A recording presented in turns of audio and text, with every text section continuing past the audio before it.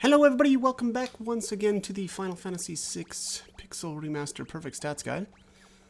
So we are on the Veldt here, it looks like. Not sure what I'm starting out with here, but we will soon find out, I guess. Morphing. Also, here I've got the... Yeah, morphing and then actually maybe breaking the curse? No, that wasn't that last video? I think this my footage is probably out of order as it always is. But yeah, anyways, this is the Dante. Obviously, again, if you've put in the time to kind of curate your encounters in the South Figaro cave, and what else? The basement, the castle basement. You will be able to run into the Dante in its own pack here on the Veldt. And I actually really like that because I wanted to morph, I think was it ice shields? Let's just see here. See if this even worked. Oh, this is potion first. Okay. Whoops. All right, well that's no good. All right, so we'll just reload. Yeah, I think I left in footage of the potion first, and then I think the second time around here was the ice shield. That's funny. Yeah, you know, part of the deal with morphing that is a little annoying is, I guess, when it eventually actually does work, and then you end up with, you know, just a potion or a crappy item. And part of what I dislike the most about that, I guess, is well, I want to say the load time, but honestly, the load time isn't the worst thing ever. Let's see here. Yeah, let's try this again. Oh, look at that. Boom. One shot. Oh, Thunder Shield. Wow, why was I saying Ice Shield? Yeah, it was Thunder Shield. Jeez. Wow, look at that. This was like, I think I took this footage maybe 2 days ago, and I've already forgotten. That's bad. That's not good. Okay, so this is stealing. So what we're trying to do here is steal Celestriad from the Galaptus. It's the big bird thing. Unfortunately, they have a common steal, which is the Phoenix Down. And basically what I've done here too is kind of, I think all of my characters have basically no gear on them. So I've really reduced my magic defense, and made it really easy to suicide. So there's the Celestriad, but what I do there is if it fails, is just nuke myself, right? And then that way we don't have to, you know, completely use a smoke bomb then reload the game. It's kind of the same thing that I've talked about a few times. And that just, you know, it's going to make it so that we can attempt this and kind of speed the whole process up. Because again, if you're, you know, going out to your menu and reloading your game and all that, you know, loading back in takes a decent amount of time, and that gets pretty obnoxious. The other thing here with the Galaptus is basically because it's one of these the big bird things. There's a couple of these in the game. I don't remember all of their different names, but generally these big, you know, birds will have shares this like whatever graphic. I don't know how to say that right. Anyways, geez, they all have the growth egg as a morph.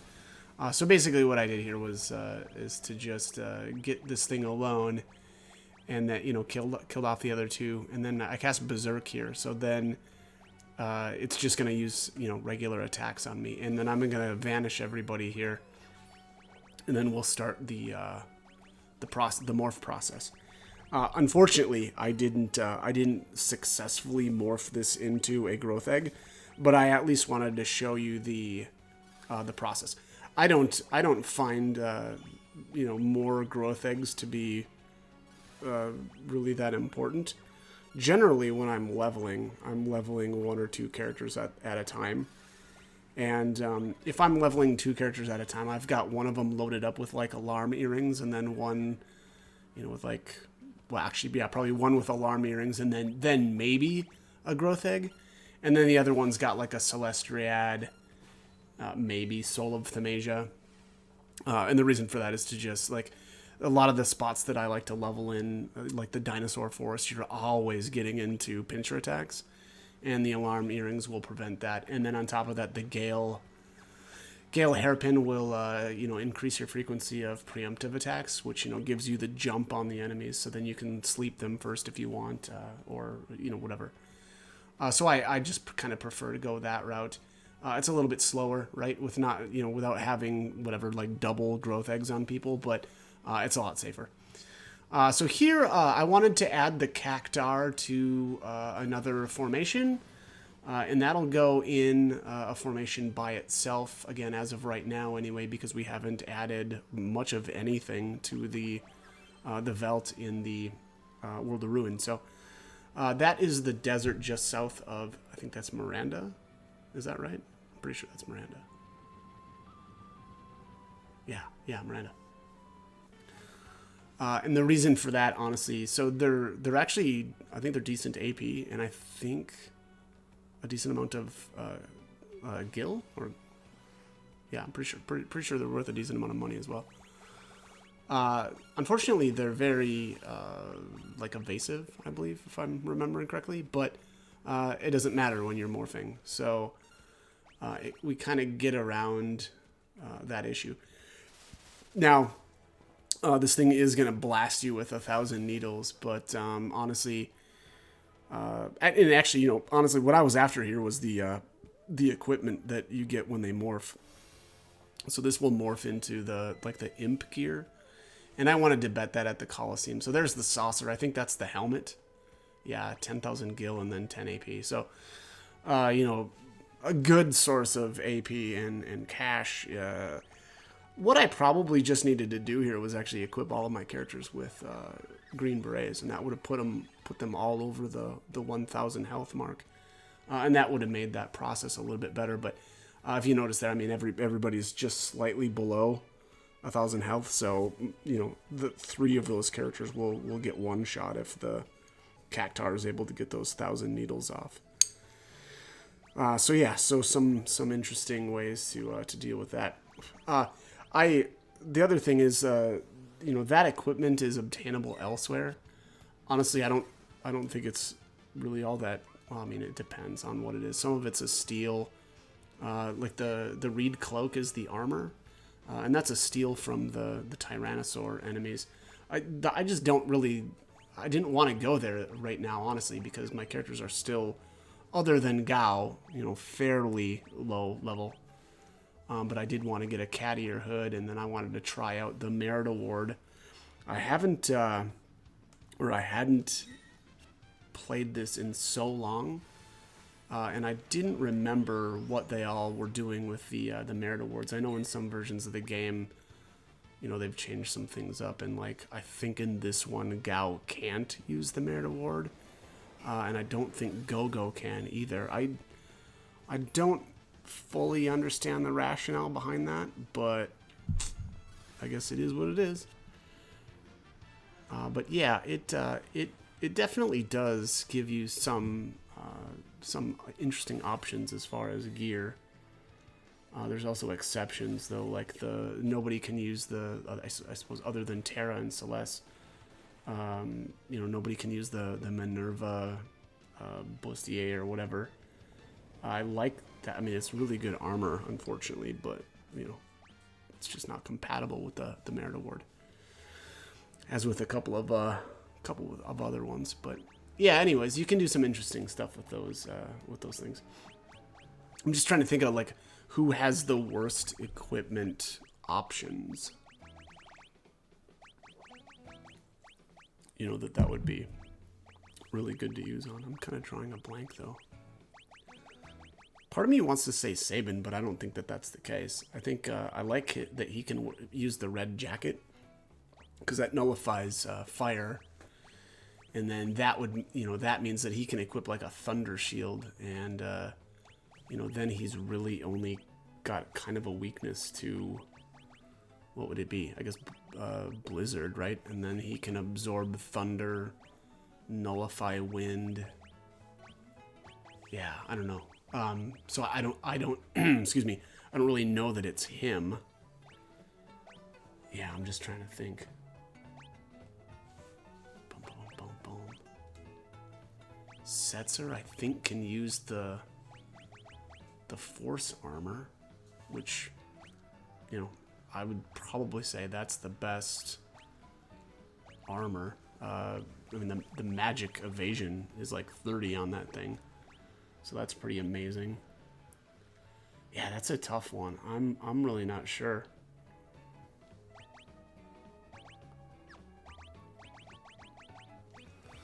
I think the mages, you know, do pretty good. Like Strago and Realm actually have pretty decent equipment options. Yeah, I don't know. Boy, that's a tough one.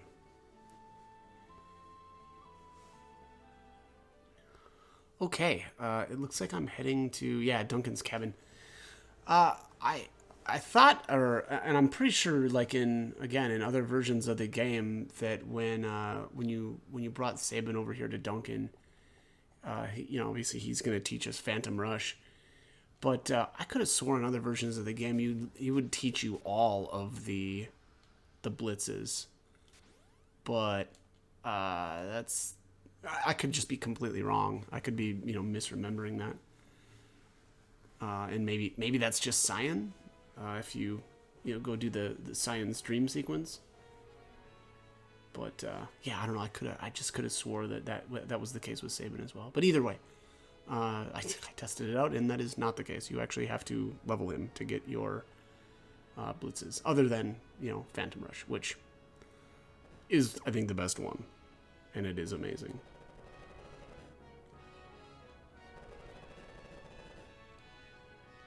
He kind of reminds me of Bannon a little bit. I don't know. I guess it's like his armor, or is that armor? What's he wearing?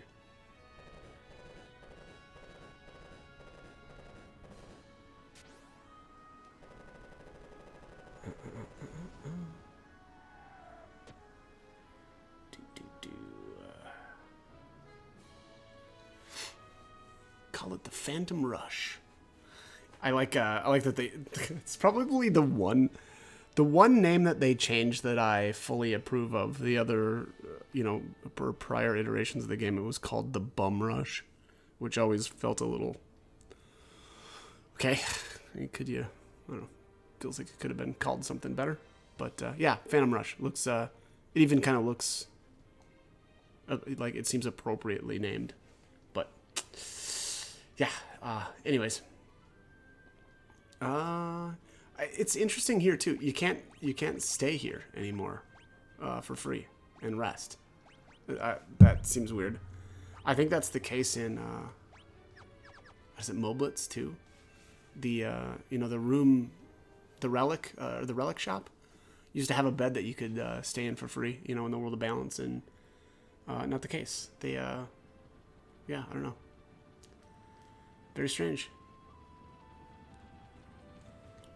But, all right, let's, boy, what is next here? Kefka's Tower. That seems unlikely. Oh, yeah. Because that's not where we're going. This is where I started my leveling process. So, I was going to do a full video kind of showing some of the different characters and kind of how I chose to level, or how, I guess maybe more common things, but, you know, I don't know. I've been over it a couple of times already. It's just, you know, a bunch of the male characters need a level basically right now with Crusader.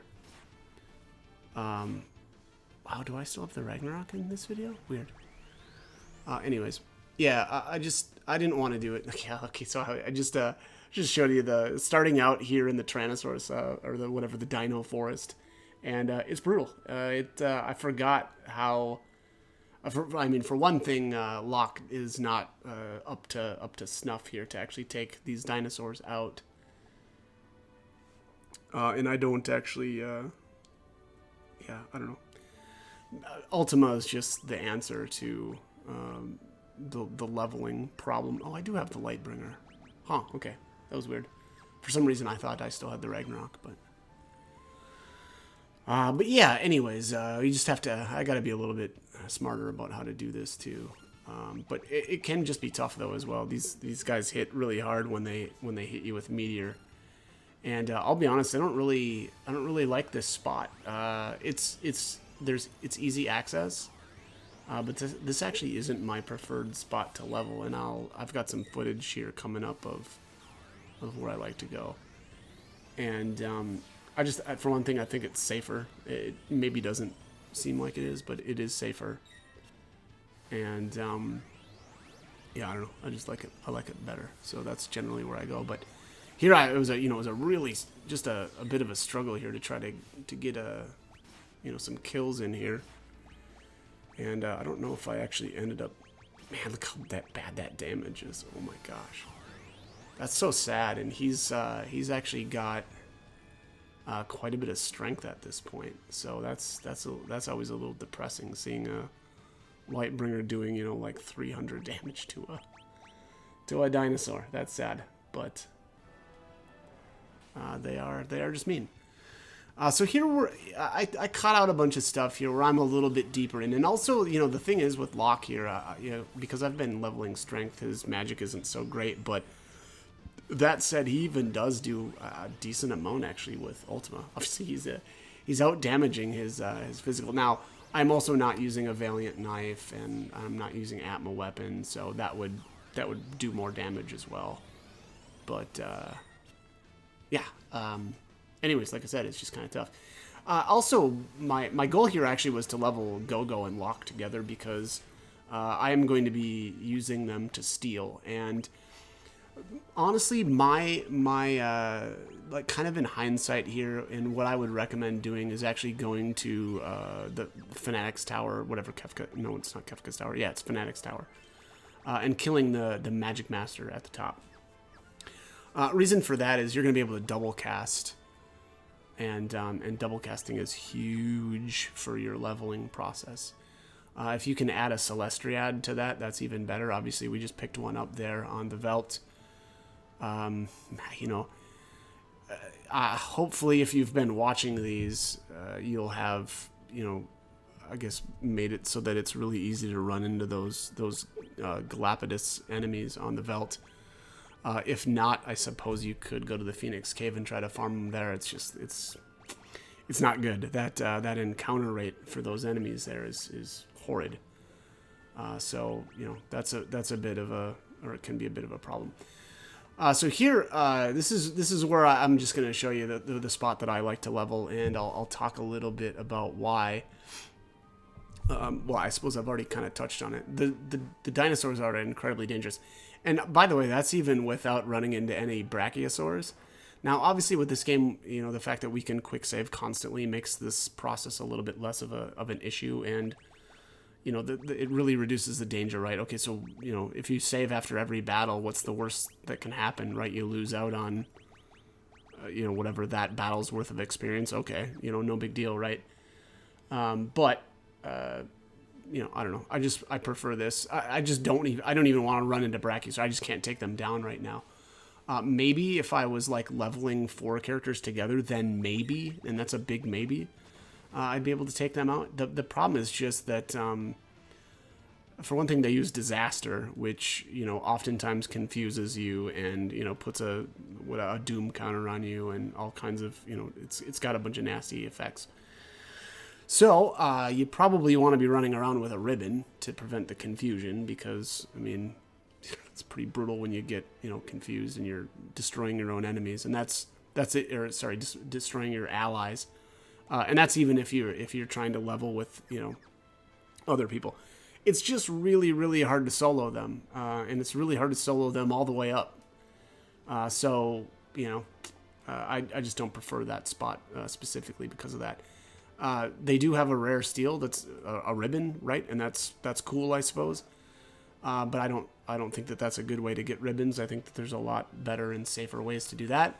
And then on top of that, sure, every once in a while they'll rarely drop a Celestriad, and I actually did get one from a Brachiosaur, but it's incredibly rare.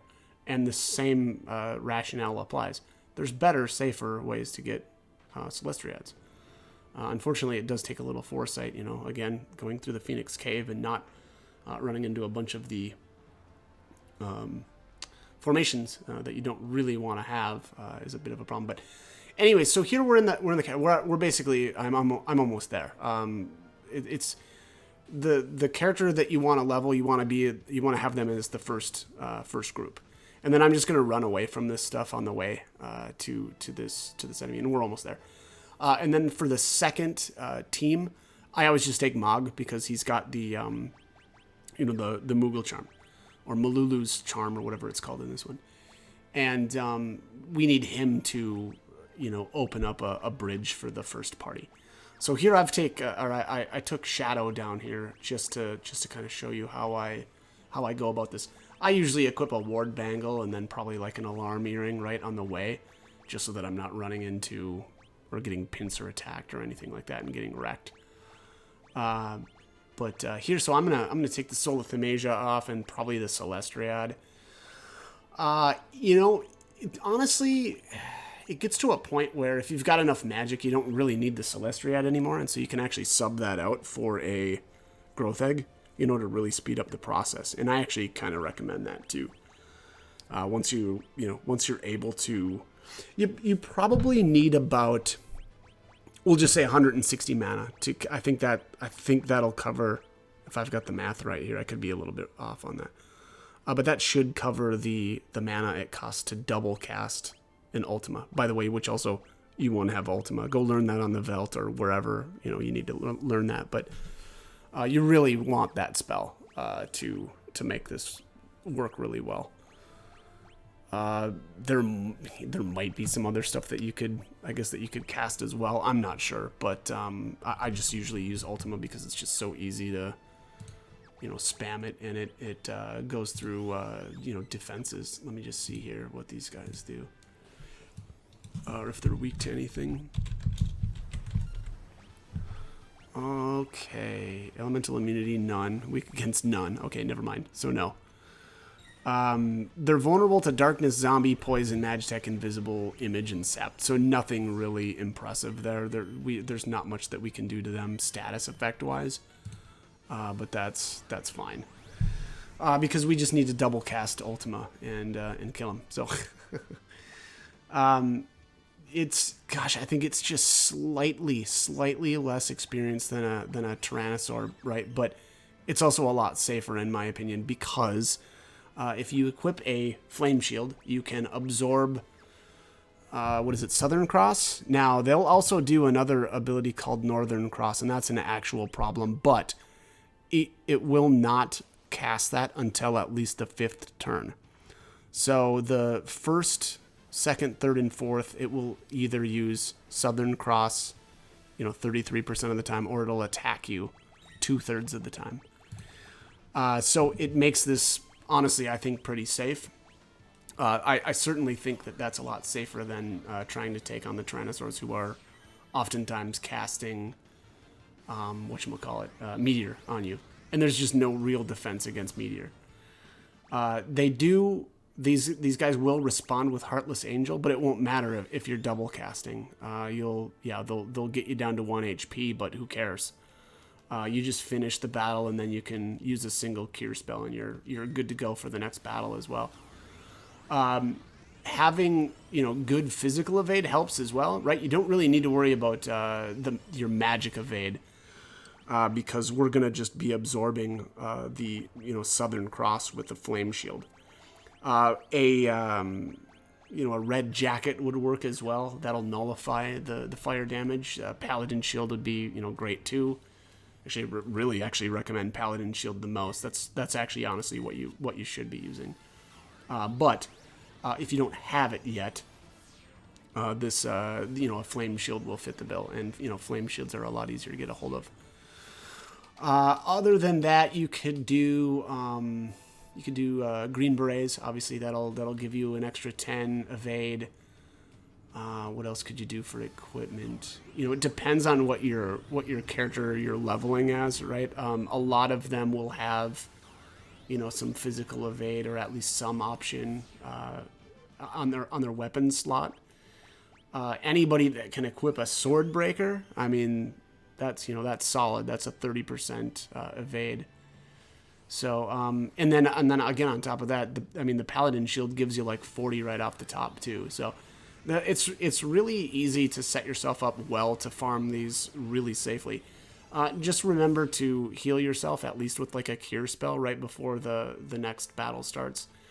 If you notice here, yeah, that's all I'm doing. I don't even worry about topping myself off. For one thing, these guys can barely touch me.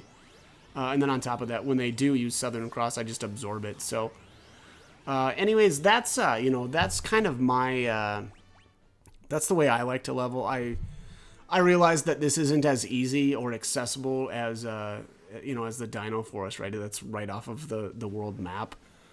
So there's at least some there's something to be said for the ease of the access to the Dino Forest. But also, again, I mean, Mog is gonna do most of the work to get you here, and then your other character, I mean, what was that, maybe 2 or 3 battles that I just kind of smoke bombed on the way here. It's a short trip, but also the great thing is that these are the only enemies that spawn here in this little corridor. So again, that's I would say that's the one of the bigger benefits of this spot is that you're not gonna run into like a brachiosaur that's going to just wipe you, and these things aren't going to be easy to wipe you either. Again, mostly if you're kind of equipped, well. And again, I think it's really easy to equip yourself well for this fight. Again, I just a flame shield. Those are a dime a dozen, and then sword breakers are for sale. I suppose that that's not, I guess, for everybody, but yeah. Anyways, that's my take here on leveling. Now, again, I hadn't thought about doing a full guide on kind of how to level everybody and stuff, but I think it's just it's something that I've gone over a few times already. Again, it's if you insist on having 999 mana, it's the male characters that need that one level with Crusader, and then everybody once they hit 68, so leveling from 68 to 69, you need to have Bahamut equipped, and then 69 to 70, 70 to 71, and then boom, you're at maximum HP with everybody as well. I don't prefer to go that route. Again, I've been over that as well. I just don't think that, especially like the 20 points of mana, I just don't find that to be worth wasting a level on. I would rather take anything else, really. Speed, stamina, I don't know. Are we building magic? Okay, well, now we can swap over to strength, I guess. But yeah, that's my take on all that stuff. But again, I don't know, not everybody's going to like this spot, but I just think it's a lot safer, and I actually really like it. And then when you're ready to be done here, you can just use the teleport spell to get you right back to the airship. So that is my preferred leveling area. Again, that's your business if you don't love it. You won't get the I suppose you're crazy if you're crazy lucky and you get a Celestriad from the Brachiosaur, cool, but again, I think it's better to get them from the Galapagos enemy on the Veldt. So that is it for this one. As always, I hope the guide was helpful and hope you join me for more videos. Thanks for watching.